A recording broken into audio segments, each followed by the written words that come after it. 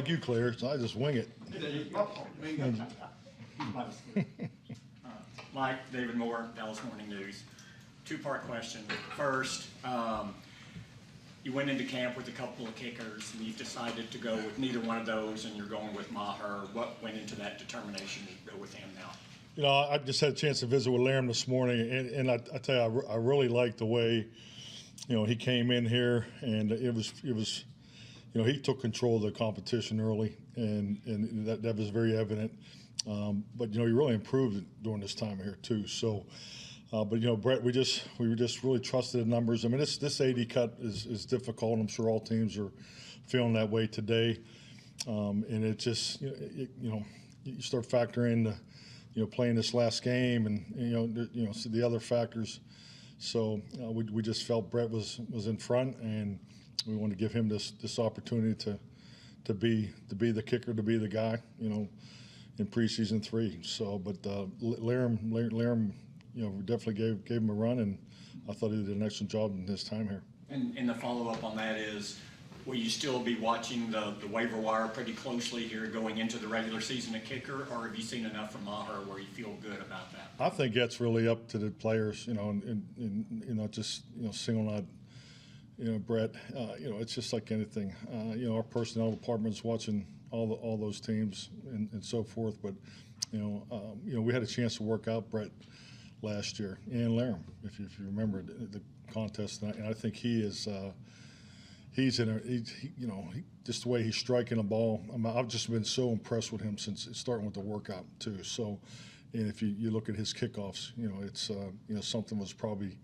It was probably the difference between both him and Laram. That, you know, we gave him the nod too. So, you know, and that's part of the reason why we you know, tried to create an opportunity for the long field goal.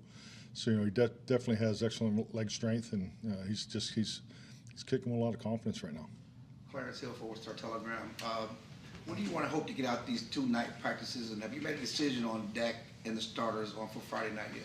Yes, really this week is going to be very similar to the last 2 weeks. You know, we want to practice our first group as much as we possibly can tonight and tomorrow night. So, you know, we're going to be padded practices, you know, 2 hours, you know, type practice. Not quite the install mode, but next 2 hours plus. So not about 2 hours, but yeah. So we're really following the same suit as we did the last 2 weeks. So that means the mainly reserves in the third game. As far as the we're going to work our ones as much as possible these next 2 days, and just like I did. I mean, and then how we come out of these 2 practices will determine. So if we can get the ones enough work and everything goes the way I anticipated, that then we will play the third game like we did the first 2 games. Mike Todd, Archer with ESPN. How do you gain confidence? You've had these guys around and seen it on the practice field, but how do you gain confidence if you've not seen it in a preseason in terms of what your starters can do going into the opener? Well, let's be honest. I mean, it's, you know, it's not cut and dry. I mean, because, you know, when you do play preseason games, you know what's the opponent doing too. So I mean you could pick apart whether you play your ones in preseason or not. You know, that's the beauty of statistics. I mean, it depends on what story you're trying to write. Usually you can lean in one way or the other. So I get both arguments.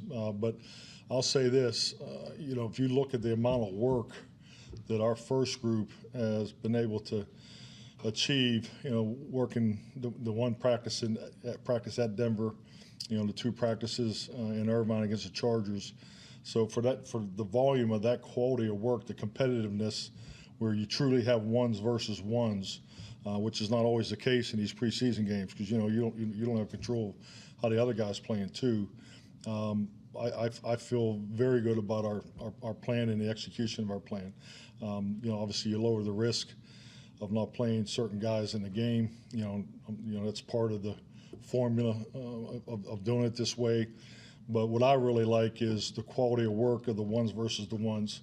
When you have both coaches agree to rep the you know, those periods are laid out specifically, like, you know, who's in every rep. So you definitely have more control of getting your ones paired up against their ones in this practice environment. And then on the flip side of it, and this is something that I've always loved, and it's even been magnified, is the quality of reps that our young players have been able to get done these first 2 games have I've never seen anything like it. I mean, I've never seen offensive linemen get 30 or 40 reps on a Wednesday or Thursday practice and go play 75 plays in a game.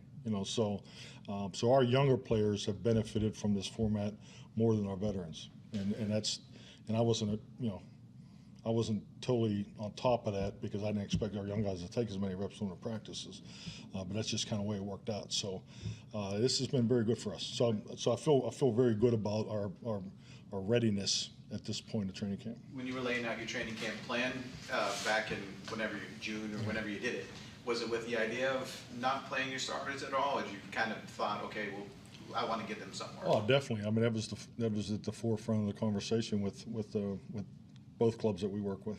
Just that, how we're going to practice, who's going to practice, how many reps the ones will go. In the rotation of the ones and the twos. So I mean, you guys were at the practice. You saw how it rolled, and I thought that was very beneficial for both teams. Calvin Watkins, Dallas Morning News. Along those lines, your younger receivers have gotten a lot of work. How have they benefited from obviously getting a lot of time with Dak and Cooper and those guys? Yeah, definitely. I mean, both CD and Noah. So we're down, and so it's been great for those young guys to get reps with Dak. So, and just like anything, it helps them not only grow as far as being with the starting quarterback, but also it helps them get prepared to play in those games too, because it's all about the speed of the game, and when the game slows down for these young guys, that's when that's a huge threshold to get over. And some guys get there a little quicker than others, and but right now it's kind of going fast for some guys, and but I think our young guys have done a nice job. One more, if I may. Joe Witt, will he be back on the field this week? Yeah, Joe will not be here tonight, but he's doing great. He feels strong, and he's chomping at the bit. I mean, he would have been back last week if they let him. So, but yeah, he's making a lot of progress. Hopefully next week we'll have something to announce. Patrick Walker, DallasCowboys.com. Speaking of the receivers, Michael Gallup looks like he's making progress, moving pretty well in his rehab, running some routes off in Los Angeles. If you had to guess based on his progress, do you think that there's at least a shot he comes back maybe late September? Yeah, I mean, definitely. I mean, it's just you know how this fourth quarter goes in the rehabs. But all I can tell you is, when we have the meeting every morning, Britt Brown is obviously running the rehab, and he feels really good about Michael's progress as far as his timeline and so forth. He hasn't had any setbacks, and I hope we will continue to be blessed, with that process. So, but he's doing really well. Mike Drury, Epson with USA Today. You've talked about how you want players to do at least two things for you on a roster. When you see a guy like Turpin have the special team success he had last weekend, how does that impact what the philosophy is for him on offense? Well, I think you'll see how he'll be repped tonight and tomorrow, and then you'll see how he plays Friday night. So, yeah, he's gonna be given some more opportunities in the receiver rotation. I think he has shown great patience, confidence in the return game. So I feel very good about where he is right now there. But I think you'll see him get some more opportunities as a receiver. Skyler Dixon with the AP. It seems like you weren't 100% sure how the joint practices versus preseason thing would play out. Exceed your expectations the way it worked? How would you look at it now that you're through those? Well, I think it's like anything. I mean, we all have a hell of a plan when you put it to paper. So, I mean, I've always liked the way it looked on paper, but until you go through it. And once again, I've never done a joint practice as a head coach. I've been there as an assistant coach. And, and frankly, the memories I have about joint practices were the fights, and that's not really, I mean, for us to travel as much as we did, to be in Denver for 3 nights and to be in Irvine, California for 4 nights, we weren't really interested in that. So, but the quality of work was very high, and to get the quality of work in back-to-back days in Irvine, I was very, very pleased with that. In determining on the starters and playing preseason games, how do you weigh the level of execution and the work they've gotten versus the overall health versus the fact this core has kind of been together for a while as far as being comfortable making that decision to potentially hold them out? Oh, I think it's no different than, the way I do my job. Is I'm sure it's similar how you do your job. At some point, you got to lay out the priorities, and health is the number one priority, and it always has to be. And I think all coaches are guilty of pushing the envelope some, because I know the thing that I've always find very challenging as a head coach. When you sit there and we pay so much attention to the GPS. We're trying to battle this fatigue injury. That everybody goes through. Coming the ramp up part of it. So I mean, just all the science behind that. But at the end of the day, the question I always ask every strength coach that's ever worked for me is where is the stress for the mental and emotional challenge? So where is that coming? And that's why I think you see, I thought we did a lot last year, but we even exceeded it this year. That's why we do so much competitive situational work against each other, because we're trying to create that game-like situation, and and we have a very, very competitive football team. So and the defense is a tad ahead of the offense in that area right now. So I trust our practice environment. I mean, in hindsight, I won't leave Oxnard till we have to next year. I mean, I'd consider staying there this week if it works out. I just think our practice environment in Oxnard, man, I'll tell you what, I just have been so pleased with it. We get a lot of work done there.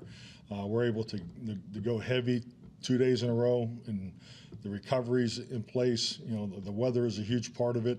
So, I think the 11-hour workday helps the players, so they definitely have the regeneration period to recover it in the evening. So, and that's something that over the last 2 years, I think Oxnard has been a tremendous asset for us to train.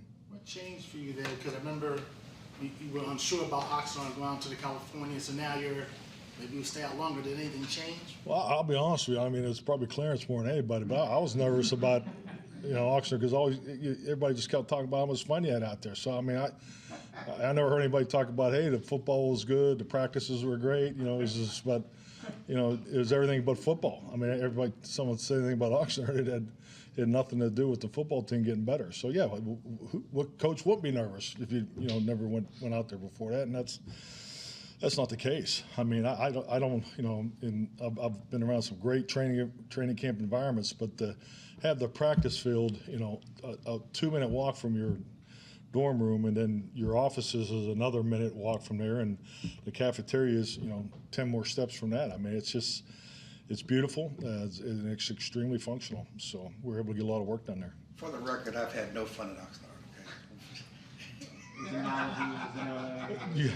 You got to put that camera on. That's not. Let me give some advice. I never lied to the media when out there, so you might want to. Just get back to the injured guys and who's available. CD, Noah Brown, Greer, Kurse. Can you just tell us? I mean, those guys will all be working early in the prehab, but the goal is for those guys to work. So we'll see how they come out. I know Will wants to work today. CD wants to work, but he has has to deal with the situation with his toe, and Noah, we're gonna have to work him early to see if he. So they're all trying to work back into practice tonight. McEwen in the same boat? No, I don't. He will not practice today. So He's in a rehab, but if he makes it, then that's it was an if this morning. So a maybe. I mean, Anybody else come out of the game with injuries or? No. If Greer goes, would you like him to start to see him work with whoever your quote ones are? Oh, I would like to see Will play as much as he possibly can. That's definitely the plan. He's had some excellent practices, in Oxnard, and I'd like to see him get, a big chunk of Friday night if possible. Hi, Mike. Greer Marie at Sports Illustrated. How would you evaluate your depth at running back behind Zeke and Pollard?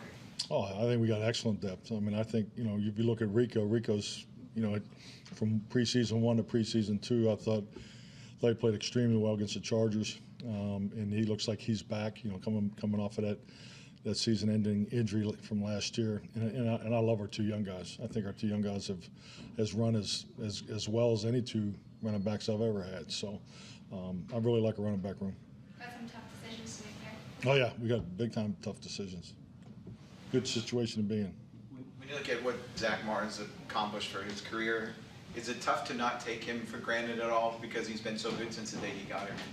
Yeah, no doubt. I mean, Zach's, everything, as advertised. You're watching him from afar. You always admired the way he played, but he's here all the time. I mean, he's here. I mean, the season's over, and he's one of the first players back in the building. So just so consistent in everything he does, and he's a true pro. He's a great leader. He's an awesome teammate. So he's, like I said, he's been everything I thought he would be and more. Thank you. Thank you. Thank you.